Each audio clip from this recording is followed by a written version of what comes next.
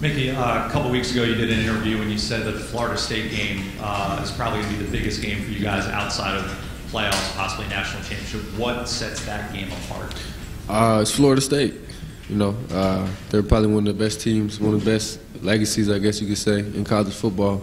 And we don't get to see them a whole lot. So when we get to play each other, it's going to be a great game. And I think it's going to be a whole lot of fun to play in. Hey, Minkah, back to Florida State. This will be their first time opening in Atlanta, and Alabama, no stranger to Atlanta. Do you think you have an advantage coming in and playing there?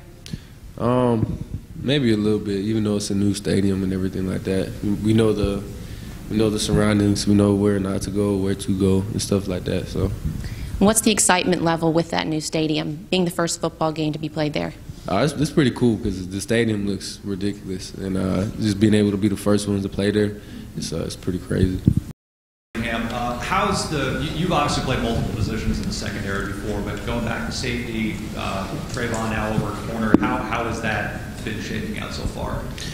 We've been doing a whole lot of different things in the corner, a whole lot of different combinations. I've been playing a little corner, a little bit of star, a little bit of safety. So we're just trying to feel it out, see what we could do, see what's the best fit.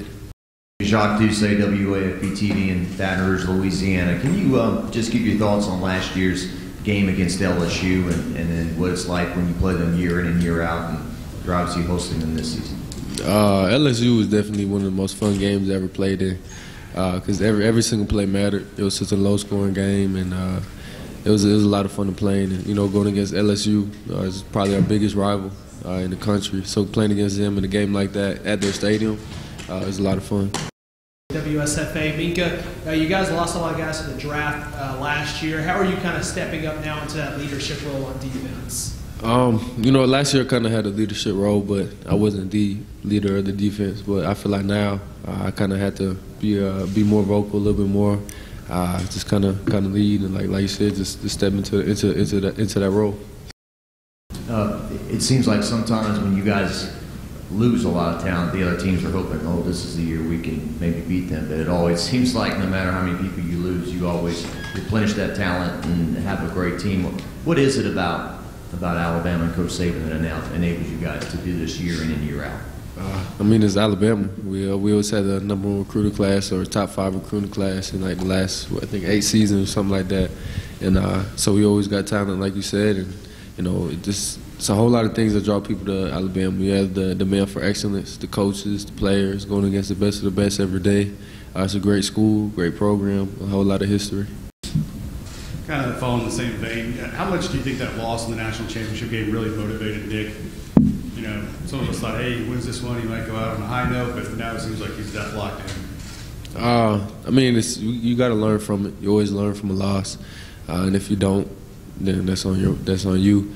But we're definitely using that as motivation, and we're not letting the small things slide. And that's the reason why we lost last year, because we let little things slide, and they added up towards the end of the season in the championship game. And we lost because of the small details. So I feel like this year we kind of learn from that. Leaders learn from that. We're not letting nothing slide. We're not letting the small things go away. I don't care if it's socks, not wearing the right socks or the right shoes. We're going to say something to you.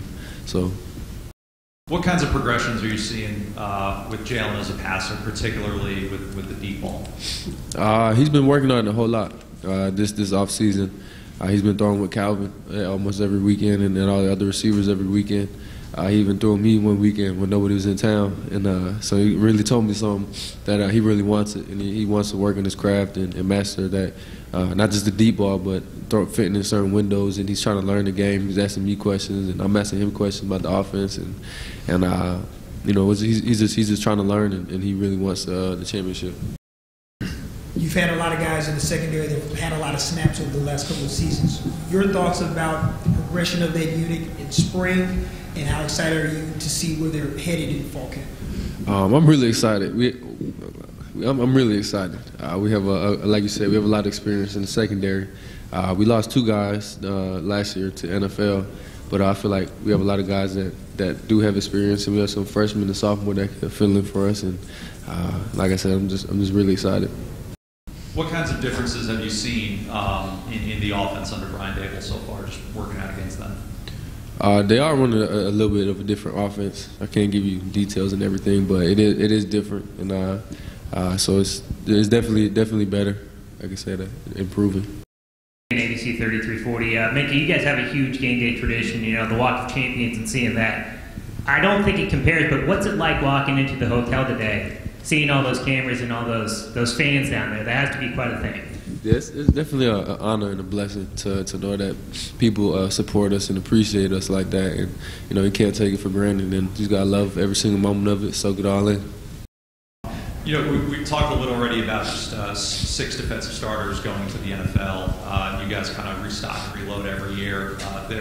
You were kind of the exception. You got to play kind of from day one, but there's so many guys that have to wait their turn, and yet they always seem to be ready to go when they're called on. Does Deshaun Hand kind of epitomize what Alabama football looks for in terms of that type of guy? In the sense of just waiting for that opportunity and then capitalizing on it when it comes. Oh yeah, I definitely think Deshaun Hand, because he's a guy who works hard, and you know, he kind of had a couple injuries that kind of held him back throughout his career. But I feel like when he got his opportunity, he did his job, and he did what he was supposed to do, and he kind of performed very well.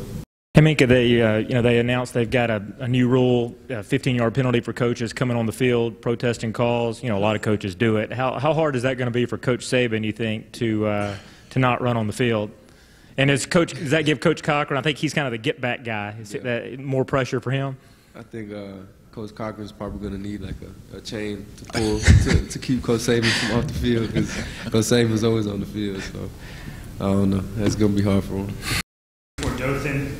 Nick Saban never lost a national championship game. Have you seen a difference in him from the end of last year to even through the spring now? You said in Coach Saban? Yeah. I mean, he was pretty upset. I mean, he talked to us after the game and said how happy he was for us, but he was also upset, and he kind of was mad at himself, but it really wasn't on him. It was on the leaders of the team, the loss, and you know, he's kind of enforcing a little bit more, like what I was saying earlier about the small details and letting things slide. And he's been talking to the leadership council and just communicating with us a whole lot more. Talking about the linebacker core, you know, it seems like every year there's been another guy that you could kind of see that was ready to step up and take on that leadership All-American type role. What have you seen in like a Mack Wilson in the spring and in the offseason that maybe he could be that guy? In Mack Wilson specifically, he's been working hard. Everybody's working hard, and he's been doing really well in 7-on-7 play, and hopefully he can continue to do that in camp and contribute to the defense during the season. Back left. Right, Minkah. Chase Horn, HT Huntsville. Keaton Anderson, the guy that moved from linebacker to DB midway through last season when you guys needed depth. How have you seen Keaton specifically kind of take over that role and adjust to the position switch? It's definitely a tough adjustment to go from a linebacker position to a more of a safety DB role, because one, you have to cover more athletic guys and faster guys. But Keaton's a really good athlete, and he's been doing a really good job. He's really intelligent, so he got the defense down pretty well, and he's been doing a great job since he moved over there. Minkah, we got on the riser in the back, right? Hey, Minkah. Mary Lee Adams, WDHN, Dothan. Marlon Humphrey, the first player to go in the draft to the Ravens, defensive back. Have you been in contact with him, and is he someone you look up to and still speak with? Yeah, we definitely talk a lot. You know, we talk about once every other week or once every week, and just see how he's doing, checking up on him, and checking up on me. Any advice you got from him going into the season? From him? No, not really. I'm not at that point yet. So, Minkah, back left. Minkah, a lot of time to scout Florida State. What have you seen from their wide receiver core, Auden Tate, Naquan Murray, and just the entire team as a whole? You know, they have a couple big body receivers, a couple shorter, faster receivers. They're definitely a great receiving core that can make plays vertically, stretch you out, and you know, they're good in open space, so you can't let them get in open space, and you just got to win the one-on-one matchups and get the 50-50 balls. Sean Deion Hamilton's a guy that's coming off an injury at the end of last season, going into his final year. How much do you guys look to him as a leader of that defense, and what do you expect out of him coming off that injury and going into his final year?